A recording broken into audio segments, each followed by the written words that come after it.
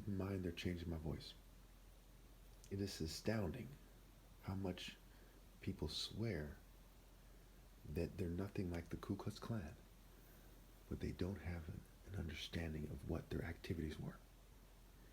Gang stalkers, I assure you, are nothing more than people who have accepted the spirit that was the governing spirit behind the Klan, the governing spirit that ruled over the Klan.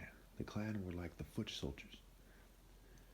For people to say, for people who are gang stalkers regardless of race, to say that they're not in the same spirit as the Klan is like the Luftwaffe, right? The Air Force in Nazi Germany, to argue that they're not in the same spirit as the Gestapo. Okay? Same overall goals, same governing class, same pitiful existence, what have you. Just a different expression of it. Pretty straightforward. So we see here where it says the Klan was concerned with the cultures of their cities. Notice I have a different culture from everyone else. And my argument is far more appealing than the pitiful cultures you see. Emos, goths, jocks, rockers, bikers, thugs, corporate, arrogant fools. Far more appealing than the LGBT agenda, feminism, libertarianism, conservatism, terrorism, liberalism, radicalism, what have you. It is clear cut. They're concerned with the cultures. They're concerned with the dating culture, first and foremost. They're concerned with competition, just like the Klan. And they've taken on their same tactics.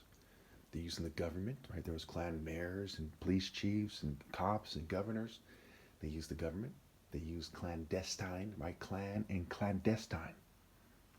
They are like the Klan, and they're a clandestine network of clandestine groups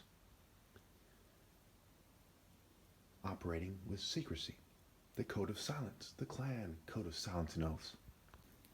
Can you imagine how crazy police officers would sound? Psychiatrists, politicians, groupies, average dime a dozen, airhead groupies, gold diggers, bootlickers, sheep. Can you imagine how dumb they would sound if they said, this guy thinks that there's a bunch of racist people everywhere and they have different groupings, okay? And that they have vested interest in covering up what he has to say, and that they think that they should persecute him to the point that they're doing it. Can you imagine how dumb that sounds?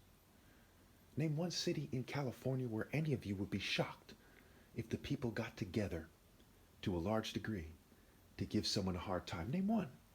What, in Los Angeles? Have you lost your mind? San Francisco, Oakland, San Jose, have you lost your minds? Some small conservative-ish town? Daly City? Antioch? What would it be? Look at the sideshow participation. People come out in the hundreds just to drive a stupid car in circles to reinforce their culture.